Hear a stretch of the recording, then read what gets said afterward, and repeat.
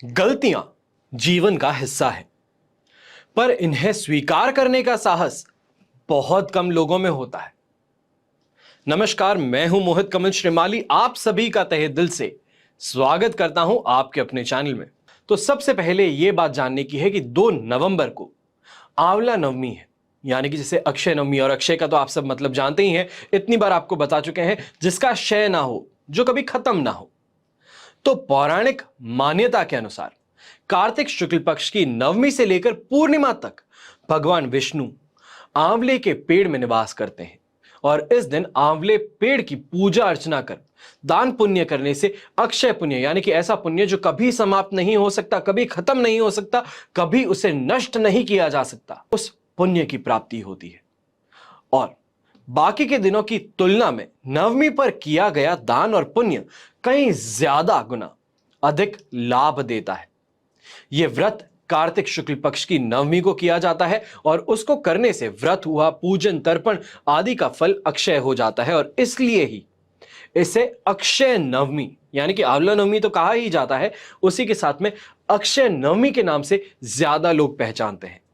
और इस दिन गाय, सोना तथा वस्त्र इसका दान करना ब्रह्म हत्या जैसे महापाप की नष्ट हो जाते हैं।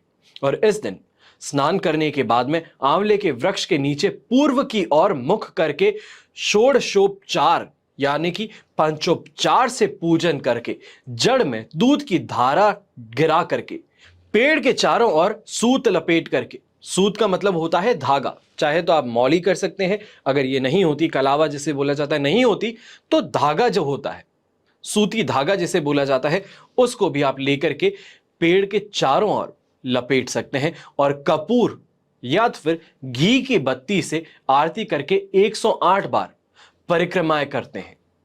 अब यहां पे बात यह ध्यान रखने की है, पूजा की सामग्री में जल, रोली, अक्षत, गुड़, बतासा, बतासा जिसे खाने वाला होता है, वो पूजा के लिए अलग से आता है, जिसके अंदर कोई भी झूठन या फिर ऐसी कोई भी चीज इस्तेमाल नहीं होती जो कि नॉर्मली हम खाते हैं घर में। तो ऐसे बतासे लेके आने हैं। यहां पे सबसे बड़ी बात क्या है, आंवला नवमी है, तो आंवला और दीपक रखने का विधान है। ब्राह्मण और ब्राह्मणी को भोजन करा करके वस्त्र तथा दक्षिणा देने के बाद में स्वयं भोजन करना यहां पे चाहिए, और भोजन में आंवले का होना अनिवार्य है। आज के दिन आंवले का दान ब्राह्मण को करने का सबसे ज्यादा इंपॉर्टेंस है। अब यहां पे यह भी बात आती है कि जब इतनी बड़ी चीज आपको बताई है, तो इसके पीछे कुछ स्टोरी भी होगी, कुछ कहानी है, कुछ तथ्य है, कुछ फैक्ट्स है, जिसको हमारे एंसेस्टर्स ने, हमारे पूर्वजों ने बड़ी अच्छी तरीके से बुन करके कहानी का रूप दिया, ताकि मैं और आप समझ सकें। तो ये क्या है? तो इस कहानी के अनुसार, या कहें कथा के अनुसार, देवी लक्ष्मी पृथ्वी पर निवास करने के दौरान भगवान विष्णु और भगवान शिव दोनों की पूजा करना चाहती थी, पर लक्ष्मी मां ने बहुत विचार किया कि एक साथ विष्णु जी और शिव जी की पूजा कैसे हो सकती है। तुलसी और बेल के गुण एक साथ आंवले के वृक्ष में देखे जाते हैं, और आंवला वृक्ष भगवान शिव और विष्णु दोनों का ही प्रतीक है। तो ऐसे में तुलसी भगवान विष्णु को प्रिय है, और बेल शिव को। आंवले के वृक्ष को विष्णु और शिव का प्रतीक मान करके, यानी कि दोनों का रिप्रेजेंटेशन मान करके, मां लक्ष्मी ने आंवले के वृक्ष की पूजा करनी शुरू की। अब पूजा से प्रसन्न होकर विष्णु जी और शिव जी प्रकट हुए, और लक्ष्मी माता ने आंवले के वृक्ष के नीचे भोजन बना करके भगवान विष्णु को और महादेव दोनों को भोजन करवाया। जिस दिन यह घटना हुई, उस दिन कार्तिक शुक्ल नवमी थी, और तभी से आंवला पूजन की शुरुआत हुई कि इस पूजन को करने से आपको 2 तरीके के फायदे मिल जाते हैं। और जैसे कि मैं हमेशा बताता हूं कि आज के समय में किसी भी इंसान को बोल दीजिए कि उस मंदिर में जाकर के ये चढ़ा दीजिए या फिर ये छोटा सा उपाय कर लीजिए, नहीं करता, जब तक पीछे उसका खुद का कोई मोटिव ना हो, यानी कि मेरा खुद का कोई काम ना निकले। कलयुग है, सब लोग एक ही चीज बोलते हैं कि इससे मेरा फायदा क्या होगा। तो फायदा यहां पे यह होगा कि अज्ञात भय जो होता है कि मेरी तबीयत बहुत ज्यादा खराब रहती है, मेरी हमेशा कहीं ना कहीं पे ऐसी फीलिंग रहती है कि मेरा एक्सीडेंट हो जाएगा, मैं ज्यादा लंबा नहीं जीऊंगा। ऐसी जो अजीब अजीब सी बातें आपके मन में घर कर बैठती हैं, उस चीज से निजात मिलेगा। दूसरा, जो भी मैनेजमेंट से प्रॉब्लम्स आपको देखने को मिलती है, गवर्नमेंट से जो प्रॉब्लम्स आपको देखने को मिलती है, उससे भी आज के दिन छुटकारा मिल सकता है। तो फायदा तो आपका है जरूर, पर करना है जो पूजा वो आपको स्वयं को करना है। हमेशा बताता हूं कि कलयुग के अंदर मंत्र और यंत्र दोनों की बड़ी ज्यादा विशेषता है, और ऐसे में मंत्र का जाप और यंत्र का उपयोग दोनों ही आज के दिन आप कर पाएंगे। अब बात आती है अक्षय आंवला नवमी पर 10 विशेष काम क्या करने चाहिए। अक्षय नवमी पर आंवले के वृक्ष की आराधना यानी कि पूजा आपको करनी चाहिए, क्योंकि ऐसा, जैसे कि मैंने आपको कथा बताई है कि यहां पे विष्णु जी और शिव जी दोनों का तो वास है ही है, साथ में लक्ष्मी जी का भी वास है, क्योंकि उन्हें वहां पे आज के दिन भोजन करवाया जा रहा है। तो ऐसा मानते हैं कि ये तीनों ही देवता वहां पे वास करते हैं। दूसरा, आंवला नवमी पर आंवले के पेड़ के नीचे खाना पका करके खाने से भगवान विष्णु का आशीर्वाद प्राप्त होता है, और इस दिन भगवान विष्णु की पूजा करते समय उन्हें भोग में आंवला अगर चढ़ाया जाए तो विशेष तौर पर निश्चित रूप से आज के दिन आशीर्वाद मिलेगा ही मिलेगा। चौथा, इस तिथि पर दान करने का विशेष महत्व माना जाता है, और आंवला नवमी के दिन किए गए दान और ब्राह्मणों को भोजन कराने से आपके खुद के स्वयं की धन संपत्ति और सुख शांति में बढ़ोतरी देखने को मिलती है, वृद्धि देखने को मिलती है। पांचवा, आंवला नवमी पर नई वस्तुओं की खरीदारी शुभ मानी जाती है, जैसे कि धनतेरस का दिन हुआ, उसके बाद में लाभ पंचमी। अब ये अंतिम दिन आप बोल सकते हैं कि ये एक्सटेंडेड वर्जन चल रहा है दीपावली का, क्योंकि लाभ पंचमी पे जैसे आप सब जानते हैं गुजराती लोग ज्यादा बनाते हैं, क्योंकि दीपावली के समय में वो घूमने निकलते हैं। तो ऐसे में जो पूजा नहीं कर पाते वो आज के दिन करते थे, यानी कि लाभ पंचमी के दिन करते थे। अब आंवला नवमी के दिन जो धनतेरस पर खरीदारी नहीं कर पाते थे तो वो आज के दिन कर सकते हैं, ये मान्यता है। छठा, आंवला नवमी के दिन आंवला का सेवन करना सबसे ज्यादा अच्छा माना जाता है। जो आयुर्वेद के जानकार हैं, विशेषज्ञ हैं, वो इस बात को जानते हैं कि एक तरीके से आंवला जो है हम मनुष्यों के लिए अमृत है।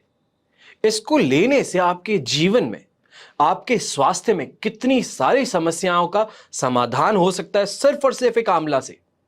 ये आप सब जो जानते हैं वो जरूर खाएंगे, और आज के दिन ही नहीं खाना है, आज के दिन खाने का महत्व ज्यादा है। अगर डेली खाते हैं तो सबसे ज्यादा बेहतर है। सातवां, इस दिन आंवले का वृक्ष घर में लगाना वास्तु की दृष्टि से भी शुभ माना जाता है। आठवां, पूर्व की दिशा में बड़े वृक्षों को कभी नहीं लगाते, क्योंकि आंवले के वृक्ष को इस दिशा में लगाना चाहिए। इससे घर के अंदर, घर की पेरिफेरल एरिया में, यानी कि जो आपके घर की बाउंड्री होती है, उसमें पॉजिटिव एनर्जी जो है उसका फ्लो ज्यादा बढ़ता है। तो ऐसे में लंबे पेड़, बड़े पेड़ जो होते हैं वो उस फ्लो को तोड़ने का काम, घटाने का काम करते हैं। तो ऐसा नहीं करना चाहिए। इसे घर की उत्तर दिशा में भी आप लगा सकते हैं, अगर आपके पास में पूर्व दिशा में ऑप्शन नहीं है तो। नौवां, जिन बच्चों की थिंकिंग कैपेबिलिटी बोलें या तो फिर जो डेवलपमेंट बोला जाता है, डेवलपमेंट बहुत स्पीडली या तो फिर नॉर्मल पेस पे नहीं हो रहा, कमजोर रह रहे हैं, या फिर पढ़ाई में मन नहीं लगता है, बहुत सारी समस्याएं होती है। हर चीज का मैं एग्जैक्टली नाम नहीं बोल सकता, कई जगहों पे मैं खुद भी बहुत सेंसिटिव हो जाता हूं, तो उस कारण सिर्फ इतना समझ लीजिए कि स्लो है बच्चे। तो ऐसे में क्या करना है, उनकी पुस्तकों में आंवला और इमली की हरी पत्तियां रखनी है। और इसी के साथ में जो विशेष उपाय, सबसे ज्यादा विशेष उपाय होता है, वो किया जाता है बसंत पंचमी के दिन। पर वो बात रही बसंत पंचमी की, तो ये आपको करना चाहिए ताकि जो पढ़ाई कर रहा है बच्चा, जो स्मरण करता है, जो थिंकिंग करता है, उसके अंदर ग्रोथ उसको देखने को मिले, स्पीड मिले, नॉर्मल पेस पे वापस आना शुरू करे। 10वां, इस दिन पितरों के शीत निवारण के निमित्त लिए ऊनी वस्त्र और कंबल आप कोई भी जो जरूरतमंद होता है या फिर खास तौर पर वृद्धाश्रम में दान कर सकते हैं। आशा करता हूं ये जो जानकारी दिया हूं, ये जो 10 उपाय आपको बताए हूं, 10 क्या दान कर सकते हैं, क्या घर में लगा सकते हैं, ये सभी बातें आप समझ चुके होंगे, करने की कोशिश जरूर करेंगे, क्योंकि यहां पे उद्देश्य व्यू का नहीं है कि मेरे व्यू बढ़ने चाहिए, यहां पे उद्देश्य इतना सा है कि आप सभी को सही इंफॉर्मेशन ये प्रदान की जा सके। हमेशा कोशिश यही रहती है कि जो कंफ्यूजन है उसको मिटाया जाए। आज के समय में दुर्भाग्यवशपूर्ण ये बोलना पड़ रहा है कि काफी ऐसे लोग आ चुके हैं इस प्लेटफॉर्म पे या तो फिर हर जगह पे जो बोल रहे हैं उस चीज के साथ में मैं एक्सेप्टेंस नहीं दे पा रहा हूं, या तो फिर मुझे खुद को लग रहा है कि कितनी गलत बात बताई जा रही है और किस तरीके से सबको गुमराह किया जा रहा है। नाम किसी का नहीं ले सकता हूं, सबके सब अपने आप को आज के दिन ज्ञानी ही मानते हैं, तो उसके अंदर कुछ किया नहीं जा सकता। पर यह चीज जरूर बोल सकता हूं कि मैं अपनी गारंटी ले सकता हूं, इस चैनल की गारंटी ले सकता हूं कि यहां पे जो इंफॉर्मेशन दी जा रही है शास्त्रों के अनुसार, किताबों के अनुसार, बहुत ज्यादा अध्ययन करने के बाद में, रिसर्च करने के बाद में फिर आपके सामने लाई जाती है, ताकि जो चीज हम बोल रहे हैं उसकी एक सॉलिड बैकिंग हो, सही चीज की बात हो। ऐसे ही हवा में से कोई भी चीज पकड़ के आपको बोल दें कि ये उपाय कर लीजिए और आप उपाय कर लें, होना उससे कुछ नहीं है, उल्टा अच्छे की जगह बुरा ना हो जाए, इस चीज से बचाव है। तो मेरा काम यहां पे इतना ही, उद्देश्य यहां पे इतना ही है कि आपका ऐसे लोगों से और ऐसे ज्ञान से बचाव कर सकूं। जो मानते हैं वो बहुत ही अच्छी बात है, जो नहीं मानते उससे भी ज्यादा अच्छी बात है कि आप स्वयं पहले कुछ ऐसा काम करें फिर आए, तो उससे ज्यादा मैं खुश कभी हो नहीं सकता। क्योंकि मैं लोगों की अच्छाई के लिए, भलाई के लिए जरूर आगे बढ़ रहा हूं, पर जो स्वयं इंसान मुझे बुरा बोल करके खुद का खराब करने आगे बढ़ रहा है, तो उसको देखने में मैं भी बाकी लोगों के जैसे हाथ पे हाथ रख के खड़ा जरूर रहूंगा, देखने के लिए कि ये कितना स्वयं का बुरा कर सकता है। मैं तो बस यहां पे इतनी सी बात बोलने आया हूं कि जो मैं आपको यहां पे बता रहा हूं, सॉलिड बैकिंग के साथ में बात कर रहा हूं, शास्त्रों के अनुसार बात कर रहा हूं कि क्या करना चाहिए। अब करना और ना करना यह आपके स्वयं के ऊपर है, आपके विवेक पर है। हमेशा की तरह यही प्रार्थना करता हूं कि आप और आपका परिवार सदैव सुखी रहे, संपन्न रहे, सुरक्षित रहे। घर में बड़े बूढ़ों का साथ और आशीर्वाद हमेशा आपके साथ में बना रहे। जय श्री राम एवं जय हिंद।